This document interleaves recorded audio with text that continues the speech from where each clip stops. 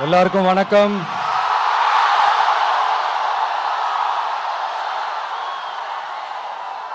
எல்லாரும் எப்படி இருக்கீங்க? சாப்பிட்டீங்களா?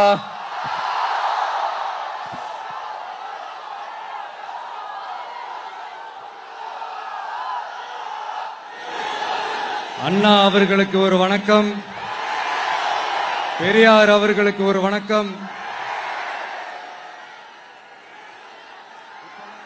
இப்ப நான் எந்த மண்ணில் நின்னுட்டு இருக்கிறேன் தெரியுமா? ஒரு ஆண்டவர் அன்போட நெல்லுக்கடை மாரியம்மன் அன்னை வேளாங்கண்ணி ஆசியோட கடல் தாய் மடியில் இருக்கிற என் மனசுக்கு ரொம்ப நெருக்கமான நாகப்பட்டினம் மண்ணில் இருந்து நின்று பேசிட்டு இருக்கிறேன். என் நெஞ்சில் குடியிருக்கும்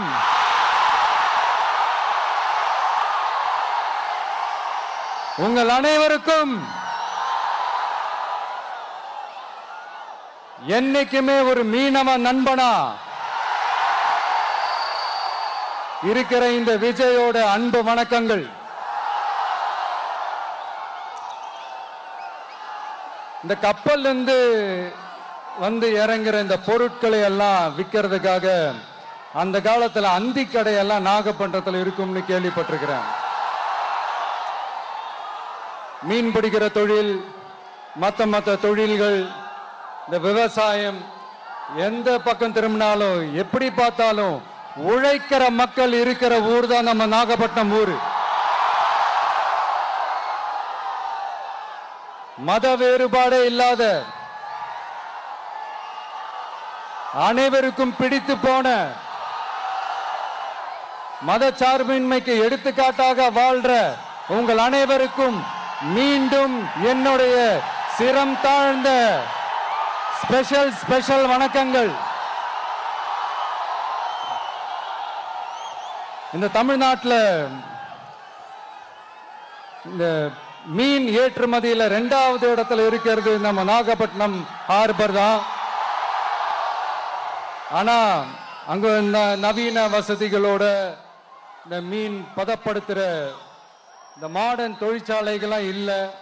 அது மட்டும் இல்ல, இந்த அடிப்படை வசதிகள் கொண்ட இந்த வீடுகள்லாம் இல்லாம ரொம்ப அதிகமா இந்த குடிசை பகுதிகள் இருக்கிற ஊரும் நம்ம நாகப்பட்டினம் ஊரு தான்.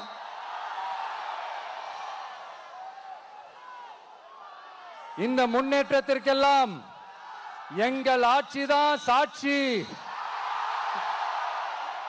அப்படி இப்படின்ட்டு இந்த அடுக்குமொழியில பேசி பேசி அது நம்ம கேட்டு கேட்டு காதுல இருந்து ரத்தம் வந்ததான் மிச்சம். இவங்க ஆண்டது பத்தாதா? இப்படி தவிக்கிறாங்களே நம்ம மக்கள், அது பத்தாதா?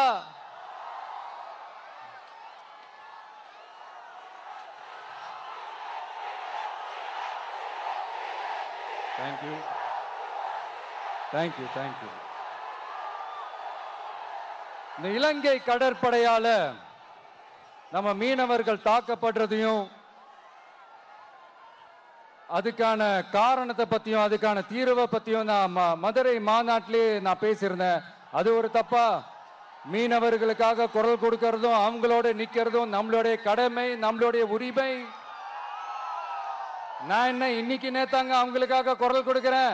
இதே நாகப்பட்டினத்துல 14 வருஷத்துக்கு முன்னாடி 2011 February 22 இதே நம்ம மீனவர்கள் தாக்கப்பட்டதை கண்டிச்சு ஒரு பொதுக்கூட்டம் ஒண்ணு நடத்தணும் இல்லையா? இந்த விஜய் களத்துக்கு வர்றது ஒண்ணு புதுசு இல்ல கண்ணா. எப்போ வந்தாச்சு. என்ன ஒண்ணு, முன்னாடிலாம் விஜய் மக்கள் இயக்கம் என்ற அந்த இயக்கமா வந்து நிற்போம். இப்ப தமிழக வெற்றி கழகம் என்ற அந்த ஒரு அரசியல் இயக்கமா வந்து நிக்கிறோம். அவ்வளவுதான் வித்தியாசம். அன்னைக்கும் சரி, இன்னைக்கும் சரி, இனிமேலும் சரி, மக்களுக்காக மக்களோட நிக்கிறது தான். இது புரிய வேண்டியவங்களுக்கு புரிஞ்சா சரி.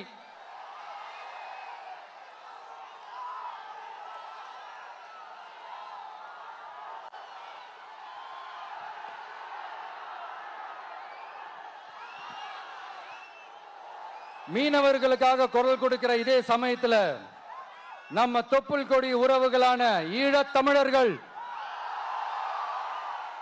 அவங்க இலங்கையில் இருந்தாலும் உலகத்துல எந்த மூலையில இருந்தாலும் தாய்ப்பாசம் காட்டின தலைவனை இழந்து தவிக்கிற அவங்களுக்காகவும் குரல் கொடுக்கிறது, அவங்களுக்காகவும் நிக்கிறது நம்மளோட கடமை இல்லையா?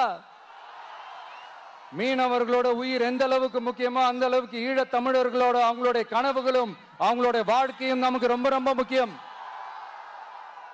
நம்ம மீனவர்கள் படுற இந்த கஷ்டத்தை எல்லாம் பார்த்து ஒரு பெருசா ஒரு கடிதம் ஒண்ணு எழுதிட்டு அதுக்கப்புறம் கப்சிப்னு சைலண்டா போறதுக்கு நாம ஒண்ணு இந்த கபட நாடக திமுக அரசும் கிடையாது. மத்த மீனவர்கள்னா இந்திய மீனவர்கள், நம்ம மீனவர்கள்னா தமிழக மீனவர்கள். இப்படி பிரிச்சு பார்த்து பேசுறதுக்கு நாம ஒண்ணு பாசிச பாஜக அரசும் கிடையாது. நிரந்தரமான தீர்வு, நிரந்தரமான ஒரு இந்த ப்ராப்ளத்தை சால்வ் பண்றதுதான் நம்மளுடைய ஒரு முக்கியமான ஒரு அஜெண்டாவே. சரி, இப்ப நம்ம நாகப்பட்டினம் ஏரியாவுக்கு வருவோம்.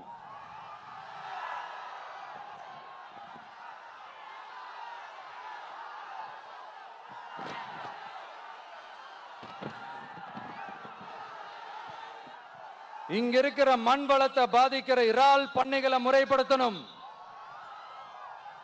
அப்பதான் மீனவர்களோட வாழ்வாதாரமும் விவசாயிகளோட வாழ்க்கையும் பாதிக்காம இருக்கும். கடலோர கிராமங்கள்ல மீன் அரிப்புல இருந்து பாதுகாக்கிற அலையாத்தி காடுகளை அழிக்கிறத பத்தி தடுத்து நிறுத்தி அதுக்கு ஒரு வழி பண்ண வேண்டிய அரசாங்கத்துக்கு இதை விட ஒரு முக்கியமான ஒரு வேலை ஒண்ணு இருக்கு. அது என்ன தெரியுமா? சொந்த குடும்பத்தோட வளர்ச்சியும் சொந்த குடும்பத்தோட சுயநலமும் தான் அந்த முக்கியமான வேலை. இங்க இருக்கிற மக்களுக்கு குடிக்க தண்ணி இல்லாம தவிக்கிறாங்க. அதுக்கு தீர்வா காவிரி தண்ணியை கொண்டு வரலாம், மக்களோட தாகத்தை தீர்க்க. கொண்டு வந்தாங்களா? இவ்வளவு பாரம்பரிய கடல் சார்ந்த ஊர்ல ஒரு கவர்மெண்ட் மெரைன் காலேஜ் ஒன்னு கொண்டு வரலாம். கொண்டு வந்தாங்களா? மீன் சம்பந்தமான எந்த தொழிற்சாலையும் அமைக்கல. அமைச்சாங்களா? அட்லீஸ்ட் நிறைய பேருக்கு வேலை வாய்ப்பு கிடைக்கிற மாதிரி தொழில் வளர்த்தியாவது பெருக்கலாம், அதையாவது செஞ்சாங்களா? ஆனா ஒவ்வொரு டைமும் வெளிநாட்டுக்கு டூர் போயிட்டு வர்றப்பெல்லாம் அத்தனை கோடி முதலீடு, இத்தனை கோடி முதலீடுன்னு சிஎம் அவர்கள் சிரிச்சுக்கிட்டே சொல்லுவாரு. சிஎம் சார், மனசை தொட்டு சொல்லுங்க, வெளிநாட்டு முதலீடா இல்ல வெளிநாட்டுல முதலீடா? ஒட்டுமொத்த தமிழ்நாட்டுக்கும் முதலீடா இல்ல உங்க குடும்பத்தோட முதலீடு வெளிநாட்டுக்கு போகுதா? வேளாங்கண்ணி, நாகூர், கோடியக்கரைன்னு இங்க இருக்கிற டூரிஸ்ட் பிளேஸ் எல்லாம் கொஞ்சம் நல்லா டெவலப் பண்ணலாம். பண்ண என்ன குறைஞ்சா போயிடுவீங்க? வேதாரண்யம் பகுதியில் உப்பு ஏற்றுமதி செய்யறதுக்கு வசதியை செஞ்சு கொடுக்கலாம். செஞ்சாங்களா? நாகூர் ஆண்டவர் அரசு மருத்துவமனையில பிரசவம் பார்க்கிற டாக்டரே இல்லையா? நாகப்பட்டினம் புது பஸ் ஸ்டாண்டையாவது சுத்தமா சுகாதாரமா வச்சுக்கிறாங்களா? நாகப்பட்டினம் ரயில்வே ஸ்டேஷன் வேலைகளை சீக்கிரமா முடிச்சு வைக்கலாம், அதையாவது செஞ்சாங்களா? இங்க ஏற்கனவே இருந்த ஸ்டீல் ரோலிங் மில்லையும் ரயில் பெட்டி தயாரிக்கிற தொழிற்சாலை மூடிட்டாங்க. அத மறுபடியும் திறந்தா நிறைய பேருக்கு வேலை வாய்ப்புகள் கிடைக்கும். ஏன் அதை பத்தி யோசிக்கல? மேலக்கோட்டை வாசல் NH மேம்பாலம் கட்டி 50 வருஷம் ஆச்சு. அது சரியா மேம்படுத்தலாம், அதை செஞ்சாங்களா? Thanjavur to Nagapattinam NH road வேலை பல வருஷமா நடக்குது, இன்னும் முடிச்ச பாடே காணும். அதை வேகப்படுத்தி முடிச்சிருக்கலாம், அதையாவது செஞ்சாங்களா? ரொம்ப முக்கியமா நெல்லு மூட்டையெல்லாம் மழை காலத்துல வெள்ளத்துல நனைஞ்சு நம்ம விவசாயிங்க எவ்வளவு வேதனைப்படுறாங்க. அதுக்கு சரியான ஒரு குடவுன் கட்டி தரலாம், அதையாவது கட்டி தந்தாங்களா? எலெக்ஷனுக்கு முன்னாடி திமுக காரங்க வந்து செய்வோம் செய்வோம் செய்வோம் செய்வோம்னு சொன்னாங்களே, செஞ்சாங்களா? இதெல்லாம் எதுவுமே செய்யாம எல்லாத்தையும் செஞ்ச மாதிரியே அதையும் பெரியமையா வேற சொல்லுவாங்க இவங்க. நான் போன வாரம் திருச்சிக்கும் அரியலூர் மாவட்டத்துக்கும் போய் நம்ம மக்களை சந்திக்க போயிருந்தேன். அப்போ பெரம்பலூரும் போக வேண்டியது. அங்க சில ரூல்ஸ் அண்ட் ரெகுலேஷன்ஸ், ஒரு கட்டத்துக்கு அப்புறம் இந்த பஸ்ஸே மூவ் ஆகல. அதுக்கப்புறம் அதை தாண்டி ஒரு டைமுக்கு மேல பேசுறது, சரி அதெல்லாம் விடுங்க. இந்த நேரத்தில் பெரம்பலூர் பகுதி மக்களுக்கு நான் மன்னிப்பு கேட்டுக்கிறேன். சீக்கிரமாவே உங்களை தேடி நான் வருவேன் ஃபார் ஷுர். நம்ம இந்த டூர் பிளான், இந்த ஷெட்யூல் போட்டதுக்கு அப்புறம் அது என்னப்பா சனிக்கிழமை சனிக்கிழமை சனிக்கிழமை அப்படின்னு ஒன்று ஸ்டார்ட் ஆச்சு. அது ஒன்றும் இல்லை, உங்க எல்லாரையும் பார்க்கும்போது உங்களுக்கு எந்த விதமான டிஸ்டர்பன்ஸும் இருந்துடக்கூடாது. முக்கியமா உங்களுடைய வேலைகளுக்கு எந்த விதமான டிஸ்டர்பன்ஸும் இருந்துடக்கூடாது அப்படின்ற ஒரே காரணத்துக்காக தான் இப்படி வீக்கெண்டா பார்த்து இப்படி இந்த பிளானை ஷெட்யூல் பண்ணோம். லீவு நாட்கள்ல, ஓய்வு நாட்கள்ல வரணும்ன்றதான் அந்த எண்ணமே. அது மட்டும் இல்ல, அரசியல்ல சில பேருக்கு நம்ம ஓய்வும் கொடுக்கணும் இல்லையா? அதனாலதான் இந்த ஓய்வு நாட்களா பார்த்து இப்படி செலக்ட் பண்ணோம். சரி, இப்போ நம்ம மக்களை சந்திக்கிறதுக்கு, நம்ம சொந்தங்களை சந்திக்கிறதுக்கு எத்தனை கட்டுப்பாடுங்க. அந்த இடத்துல பர்மிஷன் இல்ல, இந்த இடத்துல பர்மிஷன் இல்ல. ஆனா அதுக்கான காரணங்கள்லாம் நீங்க கேட்டீங்கன்னா சொத்தையான காரணமா இருக்கும். அங்க பேசக்கூடாது, இங்க பேசக்கூடாது, 5 நிமிஷம் தான் பேசணும், 10 நிமிஷம் தான் பேசணும். நான் பேசுறதே 3 நிமிஷம் தான். அதுலயும் அது பேசக்கூடாது, இதை பேசக்கூடாதுன்னு சொன்னா அப்புறம் நான் எதை தான் பேசுறது? அரியலூர்ல போனப்போ நான் கரெக்டா அந்த ஊருக்கு போறதுக்கு முன்னாடி அந்த ஏரியாலேயே அந்த பவர் கட்டு. அப்புறம் நான் திருச்சிக்கு போய் நான் பேச ஆரம்பிச்சதுக்கு அப்புறம் அந்த ஸ்பீக்கருக்கு போற அந்த வயரு கட்டு. இல்ல, நான் தெரியாம தான் கேட்கிறேன் சிஎம் சார். ஃபார் எக்ஸாம்பிள், இப்போ ஒரு ஆர்எஸ்எஸ் தலைவர் இங்க வராருன்னு வச்சுக்கோங்க, இல்ல நம்ம பிரதமர் மோடிஜி அவர்களோ இல்ல உள்துறை அமைச்சரோ இங்க வராருன்னு வச்சுக்கோங்க. இந்த மாதிரி கண்டிஷன்ஸ்லாம் போடுவீங்க,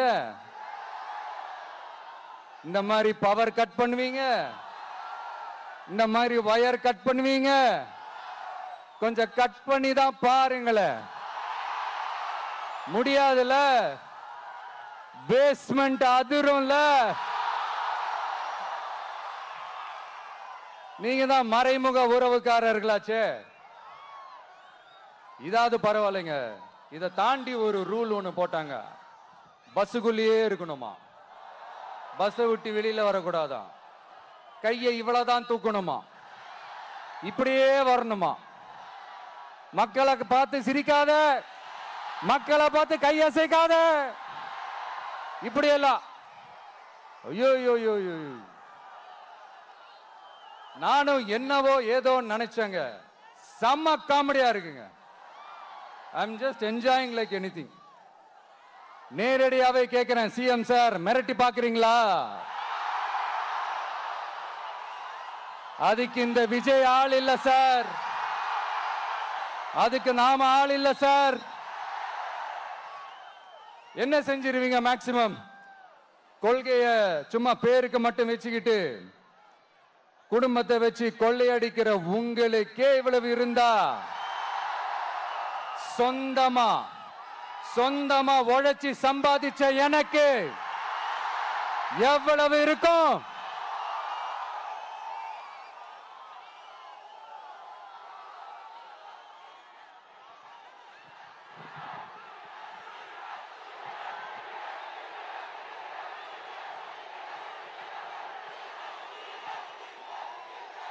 தேங்க்யூ நண்பா. என்ன நாங்க பெருசா கேட்டுவிட்டோம்? மக்கள் நிம்மதியா ஃப்ரீயா நின்று பார்க்கறதுக்கு ஒரு இடம், அதை நாங்க தேர்வு செஞ்சு அதுக்கு பர்மிஷன் கேட்கிறோம். ஆனா நீங்க என்ன பண்றீங்க? அந்த இடத்தையெல்லாம் விட்டுட்டு நெருக்கடியோட, மக்கள் நெருக்கடியோட எங்கெல்லாம் நிப்பாங்களோ அந்த இடமா பார்த்து செலக்ட் பண்ணி தரீங்க. உங்க எண்ணம் தான் என்ன சார்? நான் அவங்கள பார்க்க கூடாது, அவங்களோட பேசக்கூடாது, அவங்க குறைகளை கேட்க கூடாது, அவங்களுக்காக குரல் கொடுக்க கூடாது. என்னதான் சார் உங்க எண்ணம்? சரிங்க சார், ஒரு அரசியல் தலைவன் அப்படின்றதெல்லாம் மறந்துருங்க. ஒரு சாதாரண ஒரு தமிழ்நாட்டு மண்ணோட ஒரு மகனா, ஒரு நம்ம தமிழ் மக்களுடைய ஒரு சொந்தக்காரனா, என் மக்களை, என் குடும்பத்தை, என் சொந்தங்களை நான் பார்க்க போனா என்ன பண்ணுவீங்க? அப்பவும் தடை போடுவீங்களா? வேணாம் சார். இந்த அடுக்குமுறை, இந்த அராஜக அரசியல்லாம் வேணாம் சார். நாம ஒண்ணு இங்க தனியால் இல்லைங்க சார். மாபெரும் மக்கள் சக்தியோட பிரதிநிதிங்க சார். மாபெரும் பெண்கள் சக்தியோட சகோதரன் சார். மாபெரும் இளைஞர் இயக்கமா இருக்கிறோம் சார். மறுபடியும் சொல்றேன், 2026 ரெண்டு பேருக்கு நடுவுல தான் போட்டியே. ஒண்ணு இன்னொன்னு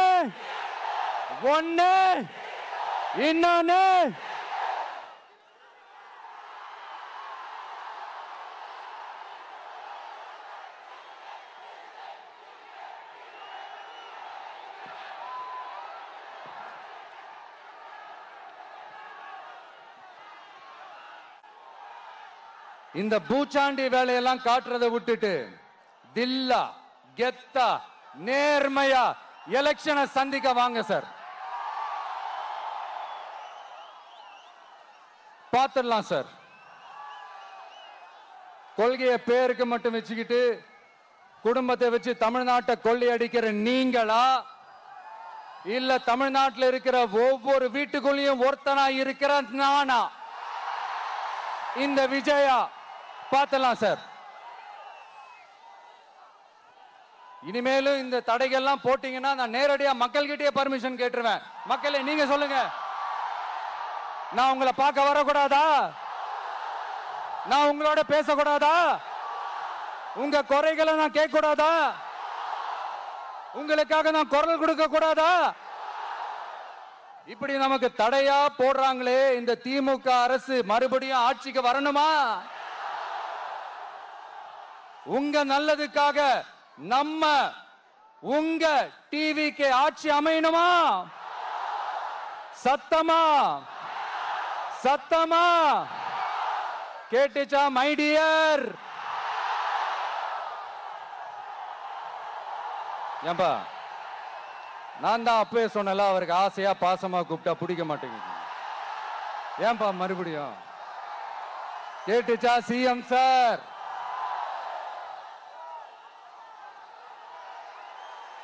இந்த போர் முழக்கம் உங்களை ஒரு நிமிஷம் கூட தூங்க விடாது, துரத்திக்கிட்டே வரும்.